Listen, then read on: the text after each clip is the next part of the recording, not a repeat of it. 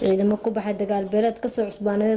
deegaanka Balanbal ee gobolka Galgaduud qodobkaasina waxay noo faahfaahinay wariyeen Ibraahim Maxamed Xasan Ibraahim Jimuuni ciidamo ka tirsan militariga Soomaaliya ayaa howlgalo dad badan lagu soo qabqabtay waxa ay ka sameeyeen gudaha iyo duleedka degmada Balanbal ee gobolka Galgaduud guutada 15aad qaybta 22aad ee ciidamada xoogga dalka ayaa fuliyay howlgalkaasi waxaana lagu soo qabtay dad lagu eedeeyay inay ka dambeeyeen falal lagu duugay baraago iyo sidoo kale guryo lagu dumiyay saraakiisha hogaaminaysa ciidamadaasi ayaa sheegay in dhammaan ay gacanta ku soo dhigeen dadkii ku eedeysanaa falalkaasi waxa ayna wali duleedka Balanbal ka soconaya howlgal ay wadaan ciidamada militariga xoogga dalka Soomaaliya sidoo kale saraakiisha hogaaminaysa ciidamada dawladda ee gaaray halkaas ayaa dadka ku nool Balanbal iyo deegaanada hoostaga waxa ay uga digeen in ay ku lug yeeshaan falalka lidiga ku ah ammaanka waxayna dadka reer miyiga ah ugu baaqeen